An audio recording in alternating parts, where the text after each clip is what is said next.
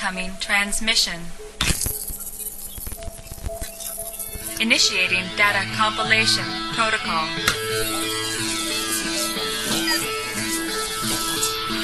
Compilation complete. Enhancing.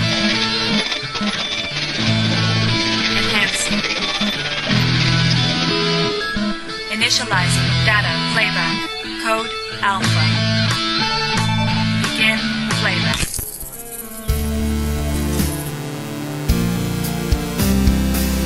Hey everybody!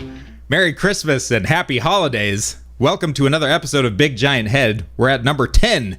Our very first Christmas special. The first Christmas special. First Christmas special for December 25th, Monday 2017. We're breaking the Wednesday tradition of 2 episodes. Yes. And we're going to be putting this on for bright and early Christmas for you to open.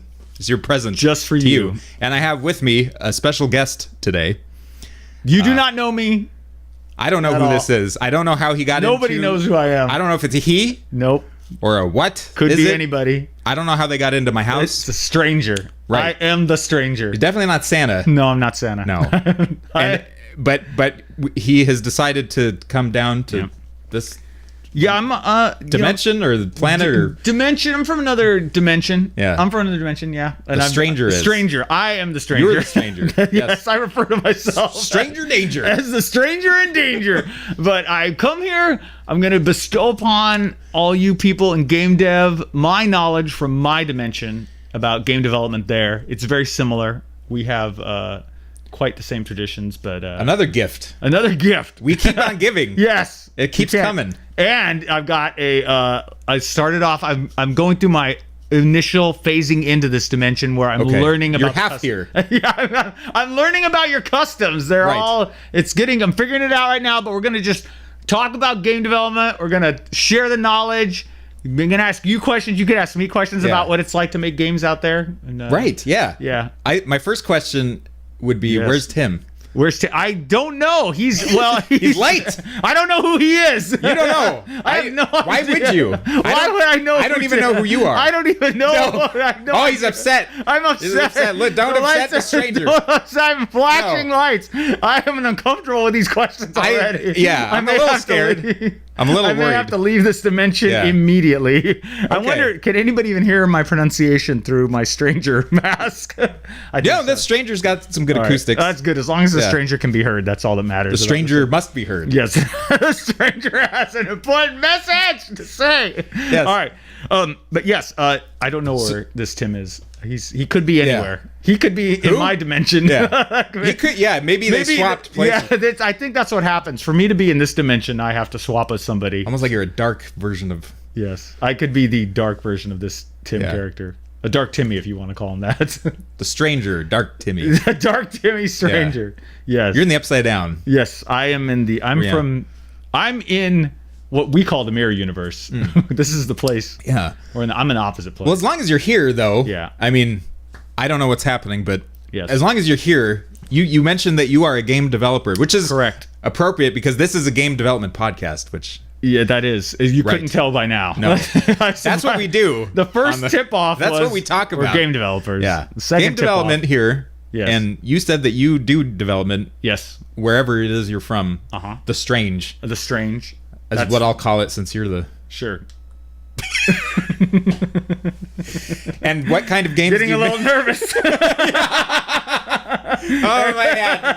Come off. It's already putting me in an uncomfortable position. Yeah, I could see that. I'm a little nervous about where this is But what we could do is... Okay. So that nothing weird happens. Ask whatever question you want. Sure. Yeah. What kind of games do you make out there in the strange? In the strange. In the Strange, we have portable game development kits and console things that we carry around with us. We have the system called Bleem. Oh, Bleem. Yes. Yes. It's a giant megalithic company that owns almost everything and publishes most of the games on our dimension. It sounds eerily similar. Yes, it's a little to bit. what we have on Earth. Yeah, there's a whole process. It's called red light. You can't get through it. Don't even try. Yeah, it costs a lot. It costs a lot of money, and it's guaranteed not to go anywhere. Yeah, you don't want to even think about it. Yeah, you never want them to. If they found out that I was saying this. Yeah.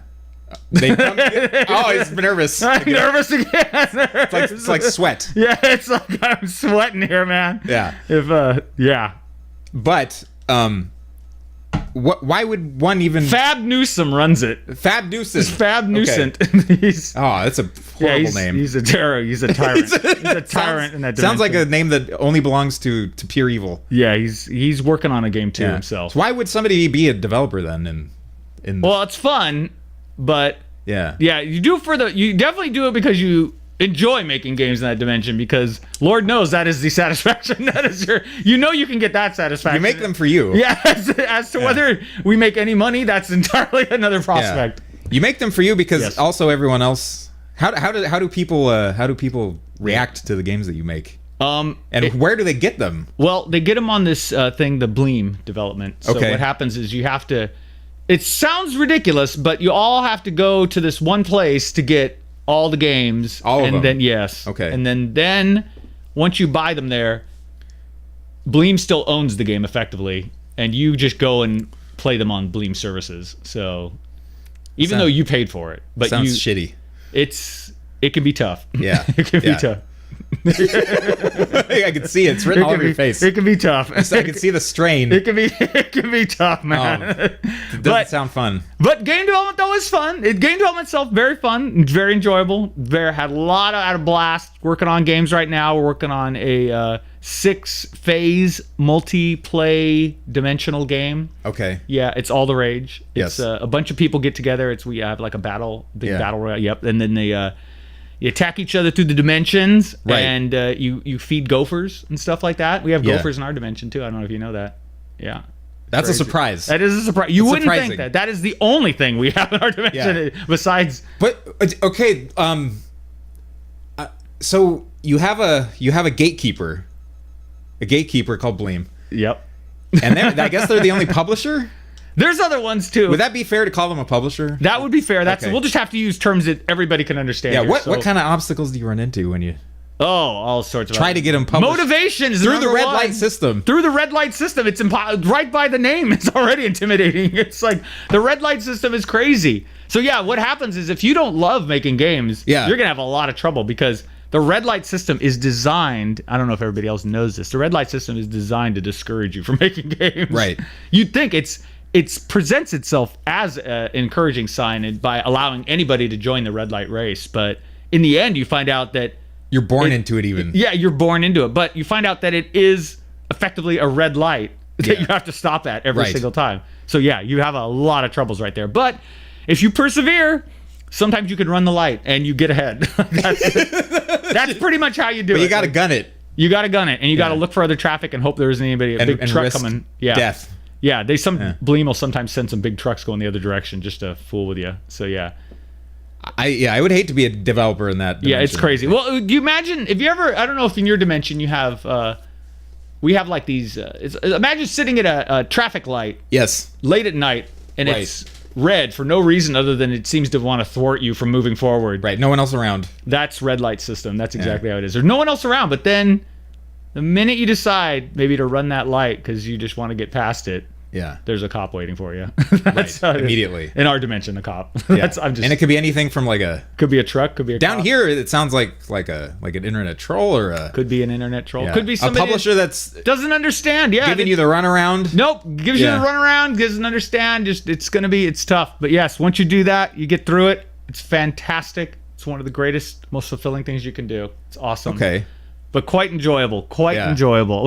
I do it because I love it. But yes, it is. I wouldn't do it if I didn't love it. That's for sure. That's 100% positive. Yes. That's the positive message for all you people in this dimension. You definitely want to keep that going. Well, you came here at a good time. With that kind of message because it's Christmas. It's Christmas. It's Christmas today. Really, what is Christmas? Christmas is the celebration of when all game developers make tons of money on their product. Oh wow, you guys make tons of money on your product? That's some amazing. of us, some do. Oh, some do. Some do. Not everybody. That's like our dimension. They have a similar. Well, it's not an official system. Yes. But there's something similar to the red light system here. Gotcha. And it sounds Sure. like you have that like the red light manifest. Yes, over red there. light manifest. Here it's That's it's a exactly little it. more like they can be kind of a. I did. They can Obstacles. Yeah, sort of, without actually coming out and saying they are. Yes, that's true. I can imagine that. So what like stuff do you guys have to deal with? Like you have your obstacles here. Like what are some of the challenges? You're working on a game though. I am. Yes. And I have no idea what's going to happen. Really? Yes. Is it out now? No. No. It's coming out soon. Okay. And I'm not sure if I'm going to go with a publisher or not. Like Really? Bleem. Not Bleem? Right. You want to? I could put in a good word. The Bleem. We could get a cross-dimensional deal going. Yeah, you got to Through get you a Bleem. dev kit. But Yeah. it's another dimensional Oh. dev kit. That's going to take time. I don't know if I want to do that. Okay. Well, let's. Well, keep it going. sounds like there's a bunch of hoops to jump through. There's a lot of hoops to jump Yeah. through. Kind of like down here too. Like if you want to put something on a console, Okay. which is what we have here. Gotcha. You need to They give you either things- know they give somebody it for free, right? already. I think. Yeah, you get they give you stuff for free, right?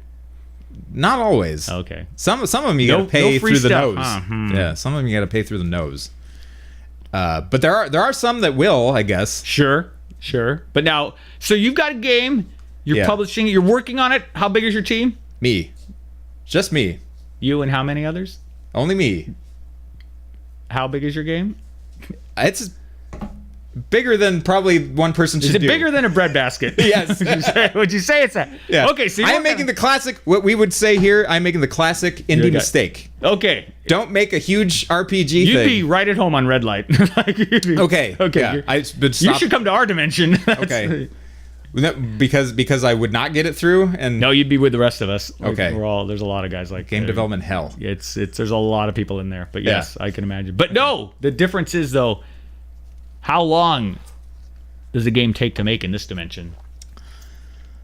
Does it vary? I assume. Yeah. Could it take it? It's taking me forever. Sure. Yeah. That's a long time. Yeah. a very long No one knows when it's going to be done because it's not done yet. Okay.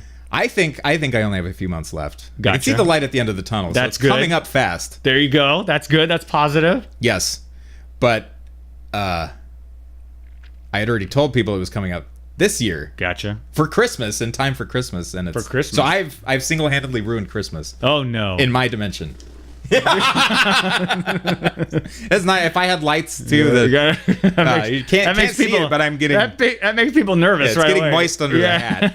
That makes people nervous to hear Yeah. that. Oh, it makes They people don't want super They nervous. don't want their Christmas ruined. All right, but And you don't want they to be the one to ruin it either. yeah, but you told them though. You explained to these people though that you will not be coming out at Christmas. So you've told them is what you're saying. Correct. Oh well, there you go. That isn't so bad. They had a warning. How did you tell them that Christmas Eve?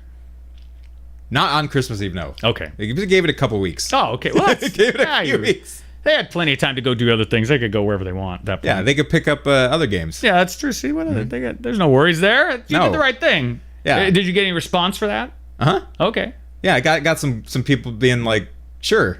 Okay. There you go. Yeah. Sure. That's the right answer, Uh-huh. folks. That's- Sure. Yeah, that's fine. That's fine. Quote unquote. GG. GG. See you later. See you later. See you next year. Keep on keeping on. Yep. You're good. You're doing good. Yeah. Let's talk Yeah. later. It's not. Yeah, it doesn't sound as bad as where you are. Yes. Actually. No, where we are, it's tough. Where you sound like it sucks, kind of. It's tough. You could have a popular or a well-crafted thing, and you may or may not be successful. You can have a unpopular or poorly made item and be highly successful. Anything could happen. Anything could. It is a somewhat of a roll of the dice in our dimension. Our dice are completely round there, so it's a long that's- time. Dice rarely. that's come to obnoxious. They never come to a stop. There's a lot of No numbers. decisions ever get made. No then. decisions get made. It rolls By up anybody. and down, and our gravity is all over the place. So the dice constantly rolls everywhere. So it's a very long process. And yes, anything could happen there. Anything could happen. Yeah. You don't even know. So what you're saying is the people in charge Yes. don't know what they're doing. that they didn't seem to understand the rules of the land when they made the system. Yes, Of anything. No, Right. not really. So yeah, it's tough. It's And gonna be tough. they're looking for something though, Yeah, that's why I'm here. I'm here because I heard about your system. which is better. Yes. Okay. Marginally. It's like- no, I heard you guys call it green light. We Which have green seems- light here. which seems like actually we don't already- anymore. No!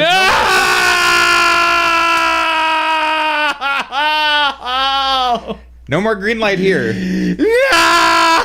But at least there's not a red light. Okay. Yeah. At All least right. there's no red light here. That's good. All right. So you don't have green light. No. You But we do don't have red light either. Okay. All right. I'm with this. I'm Here, okay. here to get on Steam Gotcha. is only $100. $100. $100. What was it to get on green light? $100. So you guys, it sounds like nothing has changed. Actually, what is Actually, it's gotten easier. easier? Yes. Before you had $100, Okay. and you had to go through a system of being judged by your peers, I All guess, right. or So- other randoms. A bunch of Right. random people could vote it up or down, and the more people that voted it up, the better the chance that your game would get through. All right. Let me see if I got this right. Yeah. So the system was Yeah. you give $100 Yes. to a corporation of a sort, and then after giving the $100 to the corporation to develop something on their platform, you then have to solicit your lifelong dream to a bunch of random 13-year-olds on Right. the internet to see if Give or they, take a couple years. yes, to see if they also like your project as much as you personally do. Yeah. And then what? And then, if enough of them say yes, Yes. you are green lit. So the equivalent would be if I wanted to maybe start a business of writing a book or printmaking, and I walked out onto the street and started asking hundreds of people if they thought my book was a good idea. I'd need to Yeah. get their And approval. you first have to explain it to them. Yeah, of course. Well, Yeah. because who knows? I could be talking to an old granny and she may not care about it, or a Right. young child and they may not care about it. They may not be able to read. Yeah, and I may have to go to a bookstore and focus on that. Okay, so I got it. So you had to ask people before. You do not have to ask these people anymore. Correct. Okay. Now you have $100 and you're good. Yeah. This seems You're good to go. I can't tell if that's better or worse. I don't know if that's. Well, I think what maybe an advantage though. Are we correct that advantage might have been that I was starting an audience with the first one, and now I don't even need that. Right? Yeah. You could have had champions Yes, surrounding you you don't now. Correct. for a little while, and Yes. then now no one knows about it. No one knows about. Okay, so maybe Except this for is, the people that you gave the $100 to. Okay, They're the so only ones that know about the They're game. the only ones that know about my game. So I give somebody $100. Now they only know about the game. Nobody else does, and I can work quietly away on my game. Unfettered. Unbothered by the Yeah. Unbothered by the fans. unbothered by the people that I want to buy my game. Right. Unburdened by Unburdened support. by support. Right. Unburdened by fans. Unburdened by anybody give me any input whatsoever. Yeah. Oh, okay. I could just. Why wouldn't I just work on this at home and then just deliver it to this Steam thing when I'm done? I don't know. That's a good. Yeah. There's a lot of Why things. Why wouldn't I do that? Seems crazy. Yeah, that's kind of weird. Yeah, that's nuts. But that's interesting. I like it though. I think it seems like are people. Has anybody made a game under this? I guess so. I think so. I mean, So your green light was shut down a while the green ago. light shutdown is relatively new. Okay. Yeah. And I'm sure there have been things that have been pushed through since then. Of course, I'm sure. Actually, a huge amount. Okay, a lot. Yes. How many? Every day, depending on who you speak to about Okay. this, Yes. you'd think that the games were multiplying themselves. Oh, yeah. In our dimension, what happens is a ridiculous one game a day is published on Bleem, and it's an insane 365 games a year. That's insane. We get about, depending on who you talk to, Yes. about 60,000 games per day. Every day. That doesn't 60,000? That's insane. I don't know the numbers. That could be. I don't know the It probably numbers, goes but- higher. Let's just assume. Okay. All right. So more. Every day. Every Yeah. day, 60,000 games. That's incredible. Yeah. Let's Let's ask the internet. All right. You're gonna ask Steam. the internet. I've learned all these Daily terms. game. That's how I'm so familiar with this place. Like, Well, it sounds like you did your research before you came oh here. yeah, I wouldn't have been able to go. You compared and contrasted. They don't just throw any fool in the dimensional jump. You gotta prep for it. Yeah, nearly 40% of all Steam games Okay. were released in 2016. 40% in 2016. So, And that article was last year. oh, that's a lot. So who knows what now? The number of games released on Steam could top 5,000 in 2017. 5,000. That's more than a game a day. That is more than a game a day. That's quite a few. I wasn't too far off. No, you were not. 60,000 per. That's yeah. quite a few games. Oh my goodness, that is nuts. So it's, yeah, and then you don't have the voting system. So Okay, no voting now. you don't Gotcha. have a guaranteed audience there Okay. with the green light thing anymore. So you're kind of just, it's up to you Gotcha. Well, wait. to find Okay. people. Well, what do you do yourself to find people for your game? I go to Twitch. Twitch. What is I broadcast on Twitch. It's a live broadcast. like our Scratch. Probably. Yes. It sounds like it. Ours. I mean, they is- both sound the same. Yes. Ours is. Go ahead. Okay. So on Scratch, Yeah, Scratch. you get to you broadcast yourself doing something, and you. Yes, but normally we broadcast pictures of the game you're working on, and then in one corner of the screen, there's either normally a picture of a small cat or a fish, and those are the two things we tend to show in the corner. Okay. And They have nothing to do. They're complete non sequiturs of what they're doing. They're just there for entertainment. Are they People like those, Are they appealing looking? of course. Right. They're very appealing. Are there aspects of their None. physical makeup that Yes. Don't relate to the game at all. are- Nothing relates to the but game. that are more enhanced than? Yes, some have big ears. Okay. Yes. So you've got big ear streamers. Big ear streamers. Yes. Okay. That are barely. Yes. Well, none of these animals are clothed. Oh, okay. They're all naked. Yes. Okay. That's- Sounds eerily similar to Yes. You have to similar have- goings on. Yes. And then the animals will they have little tip jars. And I bet those get the most views. Of course. Most views, most money, most Yeah, tips. if you don't have an animal, you're dead. You're dead. You dead. die. No, your game is as good as dead. Yeah, that's not a metaphor. Yeah, no, you're just absolutely you're red lit. That sounds tough. Oh, you're red lit. You're at red that lit. point. We just Yeah. say you're lit at You're that lit. point. You You're don't get lit. Yeah, you don't get lit on Scratch. Yeah, don't get lit on Scratch, man. You're done. Okay. That's the phrase. That's actually exactly the phrase. Oh man. Don't get lit on Scratch, man. Don't get lit on Scratch. You're gonna get taken out. You're gonna get lit. You're gonna get lit on Scratch, Burned. man. Okay. So Twitch. Let's talk Yeah. about the Twitch. Yeah. That's where I do my game development. Okay. And I get people coming in and looking at it, and they hang out, and they'll come back too the next time I Okay. stream. So that can be a thing That's you good. can do That's good. instead of Greenlight, since Greenlight doesn't exist anymore. Okay. Green light. That takes a while though. The Twitch thing takes a long time. Okay. How long did it take you? Well, I've been doing it since 2014, Oh my God.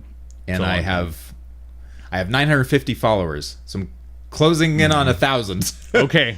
However, I didn't do it all that regularly before. Okay. Now you're doing it. Now regularly. I'm kind of I'm committing to the doing More it consistently, Gotcha. and it's starting to work. I think. Yeah. Do you have any advice for those in your dimension who Right. are looking to make a game and trying to? I get asked this a lot in mine about. Don't do it. Don't do it. Merry Christmas. See you later. We're out. We're done. Merry Christmas. And we're gonna. See. I know we take a break. Do you want to take a break? I think we may have to take a dimensional break right now. Okay. Are you gonna go back to? I may be heading. Yes. Who knows? You're the stranger. I'm the stranger. Who knows? I could be doing anything. And it's the Christmas special, so magic is in the air. Magic is in the air. Yeah. All right. All right. We'll see after a word from our sponsors. We'll be right back. Late.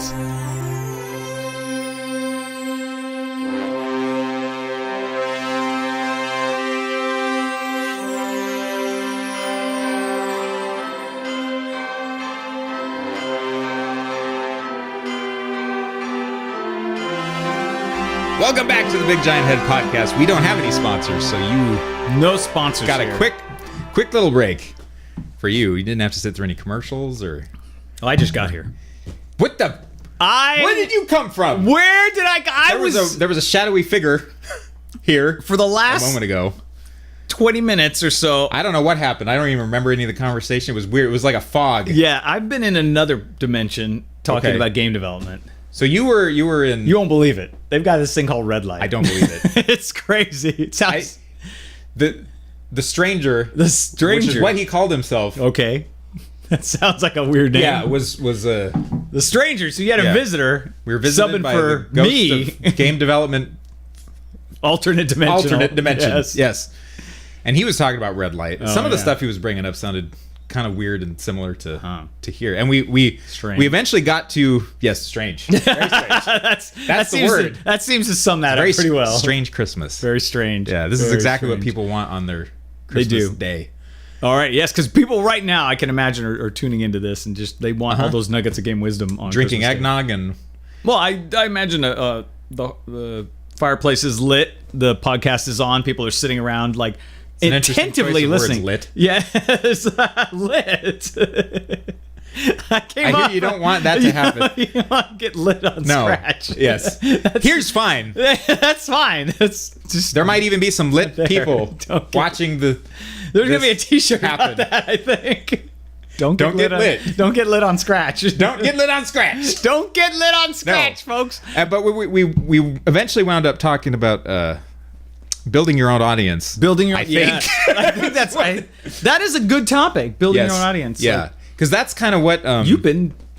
well, that's kind of what publishers and whoever the hell else Right. are they have that you don't have, right? That's That's the difference, right? That's why you go to a publisher, is that they have a access to an audience that's essentially what you're paying for. It's exactly what you're paying for. Yeah. It's exactly, you're paying for distribution, which effectively is saying, I want to send this to an audience. It's, I mean, I guess marketing is the term too, so what you can do, it sounds like you've been doing, is you're marketing your game. Not on Scratch. Not on Scratch. On which Twitch. which is much better. Yes, and doing something like this too. Yes, but I think that's the way to go, right? I mean, it's something you can do yourself without having to rely on somebody giving you money. I mean, obviously it's your time. Time is clearly your only or your most valuable commodity. Yeah. It's the thing you have the least of and can't get any more of. So It can be frustrating because if you're doing marketing, you're not making the game. you're not. Yes, but you're That- still working. You're still work is work. It's just where is it getting directed? Sometimes it doesn't feel like you are though. If you're not actually drawing pixels or coding collision or whatever. That was, it's interesting what you're doing with Savage, because I feel like you're doing something a little different, and I don't want to say it's better or worse, but I think it may end up being a little more successful, or a lot more successful for Savage as a game release than Boss 101. We focused on we didn't exclude marketing at all, but we focused mostly on making the game as excellent as we could. In other words, almost all of our development time, all of it, was spent working the game, polishing it up, making everything as awesome as possible, with the thinking that once the game is released, it'll sort of word of mouth will spread slowly but eventually, and it'll basically anybody picking up the game will go, this is incredible, versus a giant, let's say, Star Wars Force Awakens or a Last Jedi ad campaign, where you're just like, everybody knows about it, and whether they like it or not is a completely different subject, but very few people that have been exposed to any media in the last year do not understand there's a Star Wars movie out now. Almost all of them do. And You see it even the everywhere. people that will hate it are going to watch it. Correct. They know they're going into it. Yes. That's going to be you and me in a week. Yes, or so. we're gonna go see that. Yeah, we're gonna watch This is probably one of the only podcasts that's going up. Weeks after. Right. Yeah, they've already. We're not reviewing it. We're not talking about it. We're not. I mean, we're talking about it now, but we're not. We don't have an opinion on it because we haven't seen it. But I suspect I'm not going to like it. Yeah, I have an opinion. I have an opinion that I am saying. I'll put it in the gassy, nebulous state right now. That I wonder if it's just being different for different sake is what my guess is, and I don't know, but I have no idea. I saw the trailers and I saw a lot of bits of what looked like nostalgia. Of there's the Chewbacca's, the Luke's, the Leia's, and I'm like, okay, this is cool. And then I saw some new stuff, but I saw a lot of familiar beats, and I've heard there are twists and turns that are completely unexpected, but what they're presenting isn't. Okay. It's not completely unexpected. It's very expected. It's like I saw walkers, right? Is that the AT-ATs? Yes. I saw what looked like snow speeders on red snow, and then I saw a lot of stuff where I was like, okay, this is all you're making. You're saying you're doing different things? Bizarro Hoth. Yes. Bizarro Hoth. Yeah. Still got the same stuff. It just looks weird. Everything looked weird, and I was like, okay, this is cool. And I'm like, all right. But I didn't see anything that was about to surprise me. Like I don't know. Maybe there's going to be a lot of surprises. I don't know. I heard there's a lot of possible surprises. Some of the reviews that I have read, the non-spoileries, are just like, they do a lot of... They take a lot of the convention and throw it on its head, and a lot of expectations, and just say, you thought this was going to happen, this isn't going to... Which I think there's some... That's commendable. I mean, that could be. But I also feel like, you know what I think... I'm not saying this is doing it, but you know what I think about that mystery box storytelling stuff. I'm not a fan of it. Loves it. It's the best. Let me define it too, because I don't want it to be out there that I just hate the mystery box. And everybody's like, mystery box is what I got to my journalism class with. And I'm like, no. I got a PhD in mystery box. It's like, are you kidding me? I made mazillion. Many people out there have made quite a lot of money, maybe millions, maybe hundreds of millions of dollars on the mystery box idea. What I'm talking about specifically is the idea of storytelling where you don't know the ending of the story, and what you do. My mystery box definition is you don't know where it's going. You just let it flow to the extent that you're willing to reverse and backtrack constantly on characters. Now, there are storytellers out there that don't know how a story's going to end. Stephen King has said this many times. He says, I don't know how my stories are going to end. I just write them. Yeah. And he lets the characters... He basically says, I let the characters tell me what the story is, and then I just write the story that they're telling me. However, in that case... He is saying this. There is somebody guiding the story, and they're consistent. So, in other words, his characters are, this guy's a crotchety old guy who's got a good heart. That's the consistent character, and it does lead him to a conclusion. The mystery box version of that would be, I'm a crotchety old guy. Oh, but now I'm not. Oh, but now I was a great warrior. Oh, next page, I love puppies. Yeah, and he jumps around depending on who the writer of that page is. And so it just really, and you're allowed to, it's... we talk about this, internet stories that are like a page one written by one person, and then the next page is written by the next person. Yes. And they're free to sort of do whatever they want with the characters. Like, it's like Tammy and John had a picnic in their backyard in their treehouse, and then the aliens showed up and the moon exploded. And well, it's like a fucking casserole that's disassembled. Yeah. Every goddamn whatever. It's all the same parts and stuff, but it's rearranged differently for the next course or whatever. Yeah, and you kind of go, okay, well, and again, there's no consistency ever. And that's what I feel like Last Jedi was heading into, which may not be a bad thing given just making things, shake things up, which is okay, fine. Right. But it's the problem I had with a Star Trek, the reboots, which I like them as movies. If they weren't called Star Trek, I'd be like, these are amazing. But it's almost like they took kind of the old series and said, well... Yeah, all this stuff that was in there, forget about all that. Let's just blow up. Let's just change everything. It doesn't matter. And then, well, where are you going with all this? It doesn't matter. It's just about doing whatever. And it's like, okay, fine.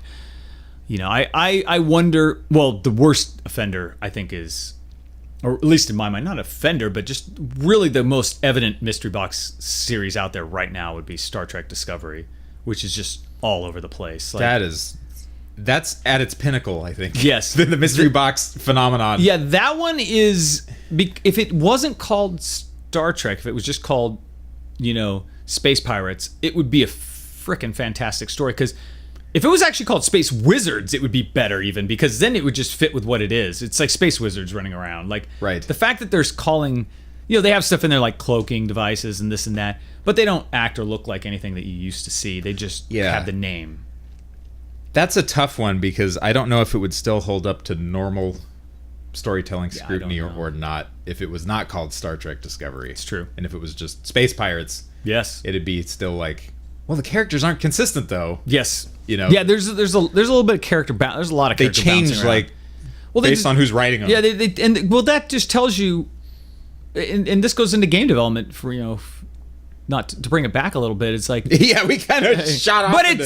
We shot off into Christmas. But it's stuff that though affects game development a lot. It's like, is your game consistent within its own universe? Is it consistent within itself? It doesn't always need to be. You know, Mario is kind of a random game, but it's a fantastic. It is consistent within its own little goofy universe. You always know what's going to happen when you touch the mushroom. Yes, yeah, that is consistent, and that is something you want. But that helps in games, right? You want games to be consistent. Like if does this bullet hit me or not hit me? Does this object hurt me or not hurt me? Yeah. Those have to stay the same for the most part, and there's got to be tells and stuff.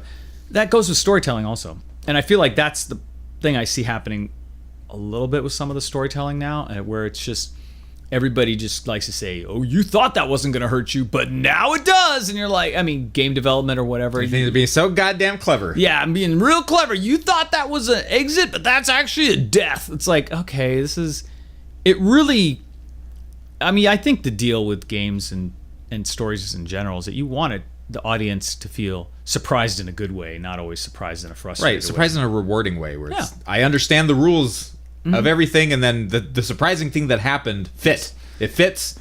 It's still, I didn't see it coming, but it fits. Now, the most consistent game version of that's an easy one to tell everybody, is the Dark Souls series, where you die in Dark Souls because you made a mistake almost every single time. The game rarely punishes you for just a random dumb thing. Like if you go running into a fight without knowing the rules, you're probably going to get pasted. Right, or into a room that you've never been into. Correct. And there's Without spikes caution. in there. Yes.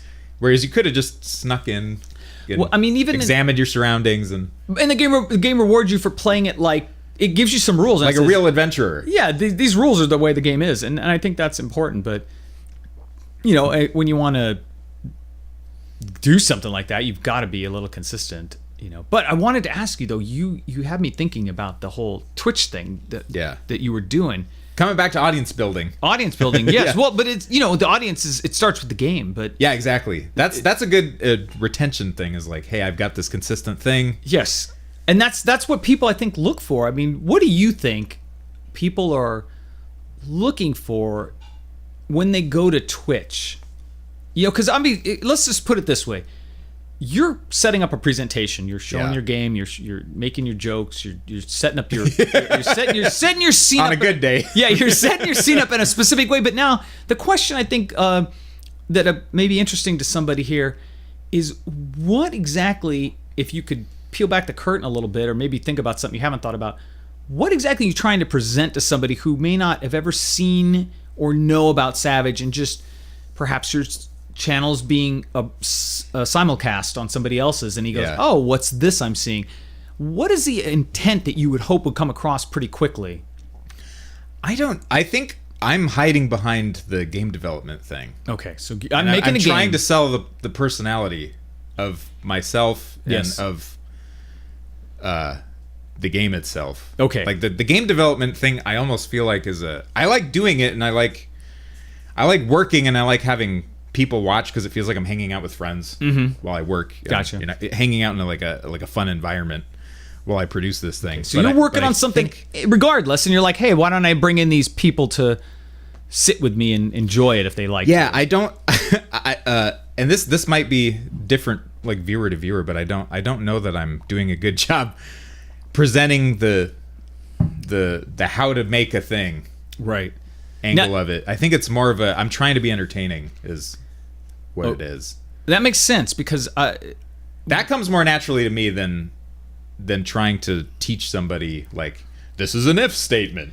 This is how you make a good character design. Do you think though that people, and I absolutely agree with you. I think the entertainment is the primary thing on Twitch, but I wonder, because there's a lot of people that would claim that they're making game dev streams thinking, I'm teaching these people how to make a game development. I'm teaching these things, and it's not a classroom situation as much as it's more like, I liken Twitch much more like going to watch a basketball game than going to basketball coaching class. Like, you're not really, I mean, if anybody thinks watching Twitch in and of itself, all by itself, is going to make them a amazing game developer.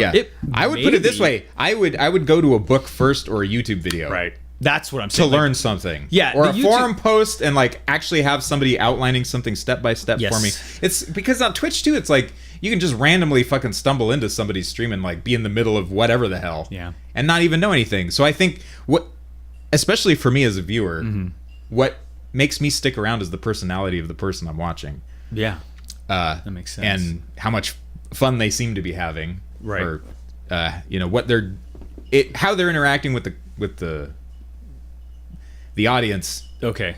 And what sort of conversations are happening? Gotcha. It's like, oh, what are we talking about here? What are we talking about? Castlevania? That's fun. And then the guy might be working while he's presenting some other thing. I don't generally like watching game development streams that are pure. So you're saying a guy that's just head down, as if some documentary style camera is over his shoulder and he's just hammering away on his game coding. Because it's really hard to step into that situation. Yes. Because that guy's working on his own thing. Yes. Unless you're presenting the game development stream as a, this like, hey, let's make a game together, everybody. Well, today, you better tune in on time. Yeah, that's like fishbowl development, right? The guys, Right. you're just sitting, putting a camera on effectively a static object. Yeah, but if I need to learn something, like something very specific, Yes. I'm not going to go to Twitch to do it. Right. I'm going to Twitch to relax. Yes. And to have some atmosphere presented to me, that's what I'm trying to do. Is I'm trying to cultivate a certain atmosphere. Okay, in a fun atmosphere, I assume is what we're getting at. So I wondered. I hope. Yes, that would be the important note. That's something someone else would have to tell me. Do you feel, as a thought, also for those thinking of Twitch streaming and basically broadcasting the development of the game? What would you say is the percentage or the amount of actual work is done? Now, I'm not talking about marketing work. I'm talking about game development work. Because when I watch Twitch streams, I feel like the level of entertainment as it rises, the amount of actual productive work diminishes. Right down. Yeah, you've become Jim Carrey entertainer versus Will Wright game developer. Yeah, even if you're just answering questions or whatever. Right, you're not coding, you're not doing anything. And it's a mixed bag. It can be a very productive situation, but that's usually when I'm not saying anything. Yeah. And I think the people that come to watch me when I'm in the zone are also working, and they just want to feel like they're in some sort of office environment. That's great. That's an awesome way to put it. It's like an a la carte work environment where it's like, I kind of want somebody who's listening to this kind of music working around me. Yes. Like, I'll take this cubicle guy. But I'll take that, and I'll. You're right though. There's a hive mind to it. And every once in a while, we all go to the water cooler to fucking commiserate, make boob jokes or whatever. Yes. And, let's talk about things. Yes. Let's talk about what we watched last night. Let's talk about like what game I just played and whatever, or about the game or something. So I think it's more atmosphere than anything else, and I think if you can kind of nail that down, and have it, and it kind of turns into part of what you're trying to sell with your game too. It's like, okay, I like this guy's personality. A lot of the stuff he likes is probably going into the game, one would hope. Right. So it's kind of a package deal. Like you're trying to create a thing. Yeah, I mean, you're selling yourself as much as the game at that point. I wonder, do you think that? Because I mean, that's where the audience thing comes in. Yes. That's where you're trying to build an audience so that you don't have to go through the red light. Yes, the red light called in the Strange. Man, the red light. You don't want to go to what the a red name! light. What a terrible name! What a discouraging can it get? Oh, none more discouraging than the red light. Do you feel that and this is another thing I just always wonder about with Twitch. Do you feel that and I think this is the short thing is I do feel this does happen is while you're showing the game to other people, when you show something, your game, present it to other people through Twitch, through anything, you tend to look at it in terms of a very objective, realistic view. In other words, you've taken off the rose-colored glasses of your first love, and you've said, I'm just going to look at this. Do you feel that in a Twitch stream or over the course of Twitch streaming, even though you're being maybe less directly productive, some questions are answered and some development ideas come up that actually save you time overall? Oh yeah, it forces you to understand your game a lot better. I gotcha. When you're trying to explain it to other people. Correct. And you're forced to talk your way through it and to present. Your ideas have to be crystal clear. Yes, you have to present the mechanics to people and explain them to them, and then you might run into things that are like, maybe that's not such a good idea. I see. I don't know how to explain this, so it Yes. might not even be working in the game. That makes like sense. within the loop, you know Right. so that's helpful. And that and that turns into work. Like then it's actual like brainstorming, and then you're like, wait, I could probably make this better. Yeah, and that's a time saver. I mean, if you're getting And if you also feel embarrassed yes about something, Oh, it's that like happens. maybe I should do a better job on that. Yeah, I feel like we didn't stream the development of Boss 101, but when you played Boss 101, you were one of the first people that played it, and then some people played after you. Joshua and I were watching, Minone, I think, watched it later. But I know I felt very... there was a lot of embarrassment and stuff on mine. I was seeing things that obviously you weren't pointing out because maybe you didn't even notice or care. But it really does... putting it out there in front of an audience it will force you to look at it in a very Yes. critical eye. So Well, that's important. yes, obviously. that's incredibly important. Yeah. So I shouldn't say that it's not just a. I think you've brought me back around to Did I? seeing some value in this No, I agree with you because it is in the actual work side. because it is the easy to get nitty-gritty. caught up in the entertainment part of Yeah. it, and it is easy to. And I feel like I like the idea of being on Twitch and just goofing around and Hamming it up a hamming it little, up. Yeah, yeah. I think it's a release. I enjoy that kind of stuff. I think it's great. Uh-huh. But I also feel like I look at as game development, any presentation, and this was from working at some of the places I've worked where I had to present games to different groups, not just other developers, but to the public. Yeah. It's like open mic night kind of a thing. Yeah, where you're yeah. really you get either really good Oh, or man. get destroyed, and Yes. there's no in between on that. Like many times, like Either you're up there and you're in control, yes, and you're I doing a good job, or you're I had one time where a gasping fish. oh man, I'll tell you two stories, and one of them is incredibly embarrassing because it was one of the first times I was ever presenting something. This was Oh no! oh, It's like this already makes me- proto Twitch. Yeah, this is proto Twitch. Proto So, Scratch. I got lit on Did you get lit? Scratch. You got lit on I got Scratch. lit on Oh, Scratch, no. man. I was taken out. Like, Oh jeez. so when I worked a long time ago at Mattel Toys, I had a presentation for some like VPs type of thing, and what I had to do was before we took it into the official end of the month or end of the week presentation, I had to sort of give it a sub run, an idea, and I felt prepared. I wasn't completely comfortable with the material I was showing, and I'd been working with. It was sort of one of my first projects by myself, and I'd shown it to my manager. Without getting into any of the exact details, which aren't important, the thing that happened was my managers came by my desk. I had my project with me, and she's like, "Are you ready?" I had my prototype that I built. I had spent quite a few weeks on it, and I'd sort of worked on it like privately in my, not secret, but just this. I'd been left alone. Yeah. So then she was like, my manager's like, "Are you ready? We're gonna show it to the VPs, and then they're gonna decide whether they're gonna do it." And I'm like, "Okay, cool." And I Thing that was built in isolation. built in isolation. Yeah. This is a good example of game development. Built in isolation. I felt it was really good, and I know at the time, even looking back, I was kind of sloppy with certain details because thinking, well, this is good enough, and this is fine, this is good.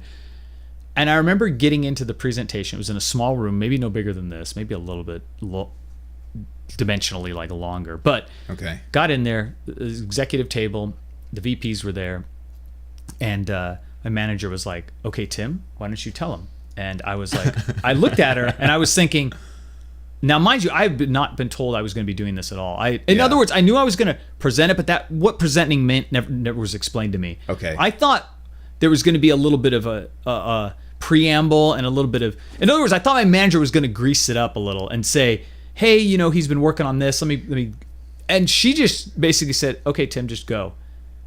And that was the start. So we got in, the door closed, and my manager's like, "Okay, let's go." And the VPs looked from her to me. The gates of the dungeon shut. Yeah, and I was like, and I started walking through it. And as I started walking through it, I realized I immediately looked at the project, and not my eyes, but the eyes of somebody who had never seen it. Yes. And I thought, Yeah. because I started, imagine, now this is all happening in nanosecond. I looked at it and I started to say what I was going to say, and then I realized they're not going to understand this phrasing because they have no backstory on this, and Yes. they have no idea why I said this. No context. And I didn't have anything in my head like extemporaneous. I didn't have any thought about the whole thing, and I was just like, I hadn't looked at it outside myself. You never thought about it that way. No, so you I didn't- was just like, this is all fine. This, whatever, these decisions all make sense to me. And I realized these VPs aren't going to care. They're just going to be like, what the hell is this? And why would we even care? Yeah. And so I started stumbling through it, and I started working my way through it. It was kind of a shoddily built thing, and it was somewhat poor. And I'm starting to sweat. And it's like Green lights came on. yeah, the green lights came on. I'm sweating, and it's like starts pouring down my face, and I'm like soaked. I'm Yes. getting like more and more. I'm getting more and more nervous. I'm super hot, and they're listening, and they're like kind of paying attention. Now, mind you, I feel like I'm on fire, and I feel like I'm just embarrassed. And the thing is, kind of this fidgety thing is barely. I'm trying to. It's a model that I had made, and I Okay. couldn't. I'm moving these, and no, that doesn't really work. Sorry. Well, that's going to look a little different, and this is going to be like that. And I got through the presentation, and they were like, "Okay, thank you." And I left the room. Do we need to call 911? Yeah, I grabbed my little project and I left the room, and I felt so because they had a few questions, Yeah. and I thought my manager was going to help me out with them, and she didn't. So I basically had to answer everything myself. I was basically thrown in the fire. I was utterly, when I left that room, I was furious at my manager for like what I felt was a setup, and then I was Yeah. also furious at myself Thought for. you felt ambushed. And, I felt ambushed, Yeah. but I also was just utterly unprepared. I was younger. I mean, I was in my early 20s at the time, and it was just a situation I had never been in before. So I left that, and I was really frustrated. Actually, after that was one of the times I had got a call about getting into game development. So that actually was one of the key points that got me out of there. Now, 'twas fate. it was it really, but it was a shocking moment because it was the first time something I had done. Now, mind you, it wasn't like releasing a game, but it was like something I had done was presented in a public situation where I had to explain myself without any snarky snide. I mean, these are people with money basically saying, "Why would we give you money for this thing?" And I was thinking, I wouldn't. Like, I was just like, this is garbage. Like, this. I don't know what this is. Yeah, actually. even I was like, I realized I had spent my 3 or 4 weeks or whatever working on this thing, kind of farting around a little bit and not taking it too seriously, and I really was unprepared. Like, I couldn't defend it because the object, the design and all the effort into it was minimal. So I knew what I had was inferior, and I couldn't really say, well, this is the best thing you're ever going to see. And I realized, like, and mind you, that entire situation really like broke my spirit at the time. Like, that was one of the points in my life where I realized you better be pretty sure about what you're talking about when you talk, because you can't just say, "Oh, I'm making the greatest game ever," and then just waddle into the arena and expect people to go, Why? "Yeah." Because And then you're just gonna get wiped out. because I made it. Yeah, and it was then I started doing more presentations at that company at Mattel, and I got better, but it was just it was open mic. It was just, you had to be good, and you were put on the spot every week. And so I started doing the weekly presentation, and I was, it ended up being, I felt I improved my speaking skills a bit because I had to. I mean, you couldn't survive there if you didn't. And now fast forward almost 12 or 15 years later to when I was working at Sony, we had to give a presentation to what I was on a project, and I was a producer, and they have yearly a meeting of just Sony producers, and it was down in San Diego. I think that's where it was. So imagine this, producers getting together to talk about games, not public. Yeah. So really cynical, sarcastic, hard to impress people. Yes. And you have to present to them. So what you had to do is every studio presented their games to the rest of Sony's development staff. So all the developers, VPs, it's the same situation over again, except now fast forward me 12 or 15 years. I'm presenting back to the VPs. Seasoned veteran. And saying, why would you make this game? Why would you do this?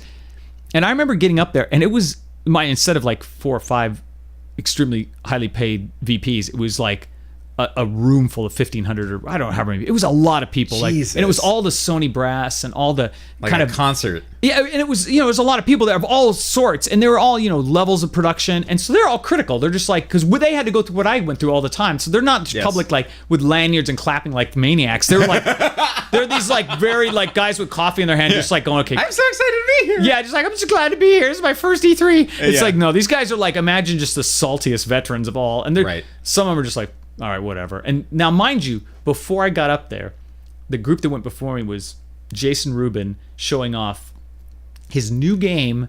I think it was the newest Jack and Daxter 3, and he was saying, he goes, "Hey everybody, we're going to show this new open world game, and it's crazy. It's got all this.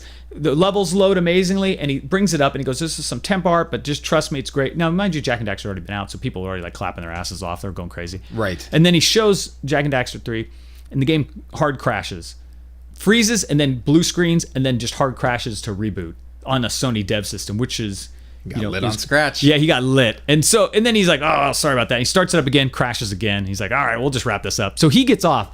And I think I was up next. And I was like, okay, Jason Rubin just stumbled and bumbled up there. And like, mind you, it was good. It was still fun. People, I shouldn't make it sound like it was not the Gladiator Arena. I mean, people were like, Sure. all right, whatever, Jason. It was whatever." more cute than anything. It was a lot of cute, but Yeah. still, I was a new person there. I wasn't Jason Rubin with this, earning Yes. the company hundreds of millions. I was like, Right. going to go up there and present the game. And I remember the game was called Mystic Monks at the time. That was the working title. Yeah. And it was sort of like a third-person combat game, and nobody had heard about it. It was a little bit of a dark horse.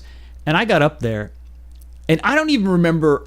I remember the game comes up because you play it. You play it as the producer. You can have people play, or you can set up your presentation. But Yeah. I ended up saying, "I'll play it." I was like, "Frick that! I'll play the game and I'll present it." Give me that. So yeah, I had the controller, and there was a massive screen projecting the game behind me, and I'm like, I had my thing in front of me. I'm like, "So here's what we got, Mystic Monks," and I go, "Check this out," and I started just running around, and I started just having it like going all out crazy, and I went into voices and did all this ridiculous stuff, and I was like, at one point you had one of the Mystic Monk powers was super speed. Yes. So I like activated super speed. I'm like, "What's up?" And I was like running all over the place, like punching guys, and the game was just going berserk. And I thought it was going to crash because the game was a little Doing too unstable. much. I was doing too much. Yeah. Anyway, the whole presentation goes off, and when I finished, I was like, "Well, no, that's Mystic Monks." And there was like Yes. this pause, and I'm like, "Oh fuck." I go, it didn't go over well. Yeah, it was the little crickets, and then then everybody was clapping, and they're like all kind of clapping and wooing, and I was like, okay, maybe that went okay. And I got out, and I remember walking out after the presentation, and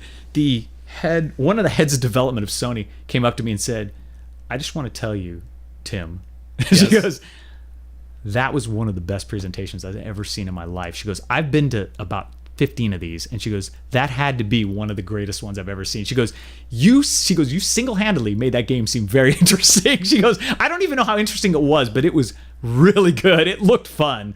She goes, "Yeah," nailed it. and I was like, "Yes!" She goes, "That game looks really fun," and it was a fun game, but Yeah.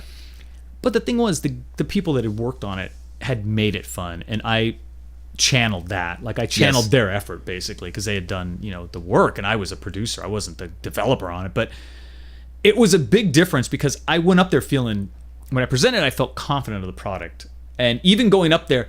And mind you, there were some stumbles during the presentation, but I just went with them. It didn't matter because the overall product had solid underpinnings. Yes. Which is what I feel like when you do your Savage presentations or I do Boss 101 presentations. I always fall back on, well, the game is solid. It's like you can't.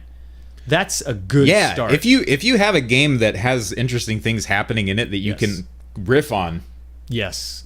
then it kind of sort of sells it's got its own personality. And it's always Kind of like the Stephen King with the characters that Yes. write their own story. Yeah, you could- have this game happening in front of you that you Yes. could just kind of be like, and then look at this now. Oh, here's a thing that's Yes. that's really cool about the game, and it's happening right now, and you can see exactly how it works in the game. and I think that for me, when I'm doing a stream or I'm playing the game or I'm talking about it, one of the bits of confidence I draw on is just I know if you do your best and you really pour yourself into it, you can honestly get in front of anybody at that point because you don't really worry as much as before. As even though maybe you're not somebody may not be a great speaker or want to do it. Yeah. If you put everything into your game, you can get out there and sell it because when somebody asks you a question, you have an answer. And when somebody says, well, why is it this way? You can give them a solid reason. And normally it's pretty succinct. You can say, well, this was the most fun way to do it, or this made the most sense because of the world, or this seemed to be the best. And if a guy counters with, well, what did you think about it? You're like, yeah, I did think of that. Whereas early in my career, Trust me. yeah, Most everything that you throw at me, I've thought about. I already stumbled through already, and yeah. And early in my career, I would bluff a lot, and I don't do that anymore. I don't really bluff. Well, there's no reason to. You don't get a lot from it. A bluff is something where you're maybe or maybe not going to have that feature in, or maybe not going to do some design. I mean, I did it in school a lot, where you'd say, teachers like, well, is that going to? I industrial design is my background, so I came through design school, and our teachers would always ask, we design products. And he's like, well, where's the on-off switch? And you'd be like, oh, it's on the other side of this drawing. It was that kind of thing. He's like, well, how are they going to do this? Oh, and you could just tell that you hadn't thought about it because you just wanted to do a funny drawing, or you wanted to draw a spaceship, so you drew a spaceship and you made it a toaster. It's like, whereas the teacher would be like, well, how's this a product? And you just sort of wing it. You'd be like, well, because it is. Yeah, the X-wings open up and you put the toast in, they close, and it heats it up. That's how it works. And it's like, he's like, oh, that doesn't make any sense. Who's going to want that product, and who would build it? Whereas now I feel like, you work on a solid product. It's much easier to sell. Some people don't like presentation. I don't mind it, but I think that it doesn't matter whether you like it or not. Just make sure. And on that too, you did some crazy, whether intentional or not. Probably not. You did some crazy mind judo on me, which is when we started this conversation. I was just kind of like, oh, Twitch is just, I just do it for entertainment and blah blah blah. Yeah. But you have somehow you flipped my brain over on the other side. It's like, wait, this is actually really valuable. Yeah, from an actual getting your hands dirty. Yeah, it can be dev work. I do think perspective. Yeah, but I think you're bringing up a really good point, which is it can go both ways. I mean, there's probably developers that focus almost entirely on the entertainment to the extent that they don't do a whole lot of development. But I think that interacting with the public in general, whether it's on Twitch, through blogs, through Twitter, through anything, through social media in whatever form, even going to conventions, it does anywhere where you're forced to present and answer questions. Anywhere, even if and think about your game. In big companies, it happens internally a lot because you present pretty much weekly or daily. That's what producers do a lot of, but game developers do it a lot at their desk. A lot of game developers don't want to have to justify what they're doing, and I can understand why. Sometimes the idea is not fully formed, and you need time to work it out, and you don't want to get jostled out of your. And that's people in general. I think just with anything. I think so. I think a lot of times, what I like doing, why I'm even doing indie games is because I don't want to be asked. I mean, Boss 101 would not have been made at a bigger company. Mm-hmm. I'm so glad it got made. I am so glad that game got out. It was, if Boss 101. So am I. It's fun. It makes a perfect Christmas gift. Yes, it's on Steam right now. Yes. But I do feel that was a big. It was important, but at the same time, I do feel showing the game on Twitch and showing the game development bits, it just makes a difference. People, they like it. They want to see something like that. So they want to participate. They want to help. It's tough because sometimes I do look at social media and I think there's a lot of critics out there. There's a lot of the peanut gallery type critics that'll just jump in and say, I know better than you. I know better than you, and I'm not really paying fully attention to this thing. I'm just going to throw a joke out here because I'm sort of been watching Family Guy all my life, and I'm thinking that's how life really is. Uh-huh. But they're the kind of guys, though, that I always think I treat it as if somebody is standing in front of me, and would I say that in person?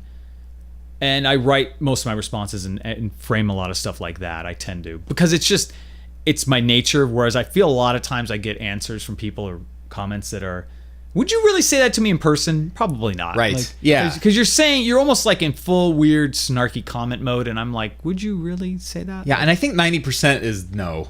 Yeah, correct.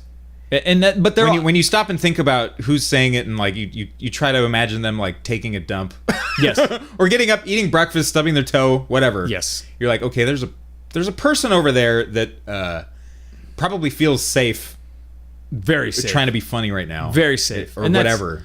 And that's, you gotta, maybe to kind of bring it back, and even maybe sort of, because I think we should end on this, like, because I think that this Twitch thing is fantastic, and I think And you had a perfect Christmas story with your first presentation into your yes, second one there. yes, and it was it's a good, like I said, it's just practice, and I do feel like you do get benefits of the streaming, you do get benefits of showing your game publicly, but it has to be balanced against a good game, and it has to be balanced against something like a solid product. Yeah. And that I don't think it's easy to develop a solid product all in the public eye. I think No. I think you gotta set aside time to do the Twitch thing and say that effectively. I'm sure somebody's done it.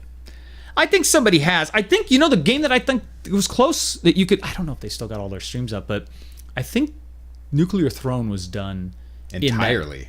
almost entirely on. Okay. They did it like, I don't think every minute of it, but I think they were. Not soup to nuts. But I thought they were doing several streams a week, at least Okay. 2, and I think the streams were Oh, 3 man. hours a piece. And they were regular. I have taken months off before with Yes. streaming. They where I've just been were nope, regular. I'm just need to Yeah, and I get give the them, next chunk out. I give them credit because that was hard. Like that is Yeah. not an easy thing to do. Yeah. I mean, I can imagine just consistently working at like maybe 9 a.m. to 12, and saying I'm going to do this every day, in a solid block and sort of entertain people at the same time. I don't know how they did that. That was crazy. That really was nuts. Yeah. I don't know if I'd do that, but I do think, like I said, my initial gut reaction on that stuff, high social media visibility, I was like not into it, but I'm coming around, and I think seeing you do it, and I think kind of looking at it from another angle. Yeah, and I gotta say too, real quick, I don't think there's no value in doing Yes. a hardcore dev stream. right. Like, I just don't get a lot out of it. Like, I get Yeah. the way I learn is much more like I need books or I need like a written thing. So I think that's just as good Yeah. as anything else too. It's just personally not my speed. Well, the ultimate thing is, I think when you're thinking about, if a person out there is listening and thinking like, well, should I do streams or should I not do? You want to be comfortable with it. You want to be working on something you enjoy, because it's the only thing that's going to carry you through all this stuff is that you have a project you love. It's like if you don't, if you're just doing this thinking, well, I'm going to make a lot of money, or I'm going to be, the next hilarious entertainer Oh well, on then Twitch. yeah, there's easier ways to do that. Yeah, you'll make way more money doing other things. Like, right. You will make more money working at McDonald's well, or something. you saw that, didn't I? trying to do this crap. Yeah, I talked about that in the postmortem. I said, when the release of Boss 101, if we had all worked at maybe a company like a Starbucks or a coffee shop, Yeah. getting paid $11.50 US an hour, Yeah. we'd have made roughly $240,000 as a group over the 3.5 years. Yeah. So effectively, when Boss 101 was released, we were at some level of minimum wage, almost $250,000 in the hole of salaries, because we had paid for it Yeah, ourselves. if you think about it in terms like that, where it's like, how much money did I lose yeah. if I was working? Now, mind you, it didn't cost $250,000 to make Boss 101, but I'm pointing No. out like the delta between. That's how much money if we'd have just done a mundane job, pushing groceries around, or done some very simple. Hey, if I'd have been an usher at a theater for Yeah. 3 or 4 years. Tearing tickets. Yeah, I would have made that kind of. I mean, I individually wouldn't have made $250,000, but as 3 people would have. Like, Yeah. I think it works out to like, I don't know. It was some number that I remember looking at, going, whoa, that's quite a bit of money. And I mean, you definitely want to think like, well, could I? You definitely want to love doing it, and that doesn't mean you can't make a ton of money. Of course you can, but at the same time, you do need to love it. You can't just be sitting there going, I want to make $1 million in the first week. I'm going to get a clown nose. It's like, Yep. I'm already designing T-shirts for my game. That's not done. I got my Patreon. I've got my tip jar. I can't wait to get some shout outs and cheers. I'm really going Yeah. good. It's like, yeah. A week later, why isn't anybody watching me? Nobody cares. It's Yeah. like, it just takes time too. It does take Yes. time. But yeah. So, well, should we wrap up the Christmas special? I think that's a good note. I feel like the main. You had your rags to riches tale. That's crazy. Well, you got the current Rich's tale, which is, I definitely feel like the Twitch stuff is working out. It's given me some inspiration to do. I will say, if nothing else, it's fun. Yes. And there's apparently for me another Christmas miracle because Yes. I learned that it's there's some Yes. hidden value there. Yeah, there is that hidden value. I wasn't aware that I was getting. Maybe. Yeah, there's a.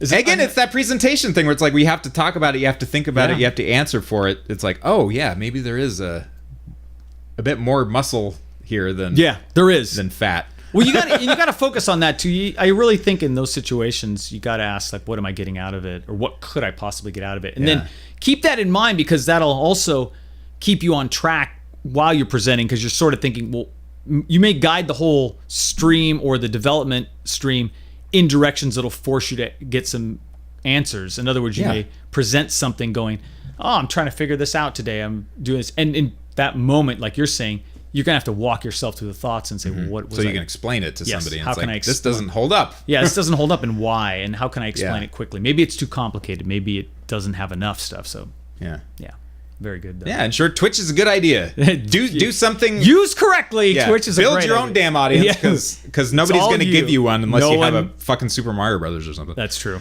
But yeah, anyway, speaking of Twitch, real quick, I want to plug an event from one of my good friends on Twitch. His name is Mr. R. Knight, and that is his Twitch handle too. So if you want to go to his channel, check him out at twitch.tv/Mr. R. Knight. And he's got a wrestling... Is that Mr. M.R.? Right. Okay, so M.R.R.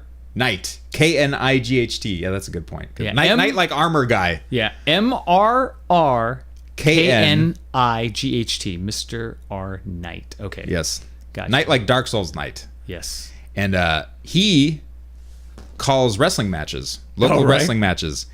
And the promotion that he's got going on right now is thrown by Excite Wrestling. That's X-C-I-T-E Wrestling. And they are presenting Fight Club. It will be at the American Legion Post 80 in Binghamton, New York. And will be broadcasted live on twitch.tv/XCITE Wrestling. And let's see, who's going to be there? Who's going to be there? Who's going to be there? Featuring Joey Ryan versus Dick Justice. I like that name. Dick Justice. And unprofessional Jimmy Jacobs versus Joe Gacy. And then for the main event, we've got Excite champion Sean Carr will defend against Austin Aries. Austin Aries. I was wondering when he was coming back. Oh, he's coming back with a vengeance. Hadn't heard about him in a few years. The pre-show starts at 6:15 p.m. And I'm assuming that's East Coast. Eastern Standard Time. This is free on Twitch just to watch? Yes, on Excite Wrestling. Okay, Twitch TV /Excite Wrestling. Okay. They're going to be broadcasting it. Oh, very good. And it's 6:15 p.m. East Coast, 7 p.m. bell time. 7 p.m. bell. Yep, 17 bell. Gotcha. Case. Got that, kids. That's the first bell for the first fight, not the main showdown. I assume that one's later. Right, that one's probably a little later. Probably 9. However long it takes them to beat each other to a pulp. Yeah, and they've got to do their KFAB intros, so you're probably thinking 9 o'clock. So yeah, you're looking at 9 or 10. After all the shouting and yelling. And people need to take a break. Yeah, they need to take a break, and they need to do their dramatic intros, so yes. But I'm excited to watch it. That sounds awesome. Yeah. December 30th. Okay. That's the important part. Yes. December 30th. Tune in to twitch.tv, Excite Wrestling, and go check out Mr. R. Knight on there. Do it. Yeah. That's a wrap on the very first Big Giant Head Christmas special. Big Giant Head Christmas special. Thank you. Thank you. Thank you. And thank you for watching. Thank you. Happy holidays. Happy holidays. And Merry Christmas. We'll see you next time. Late. Hey! No, baby.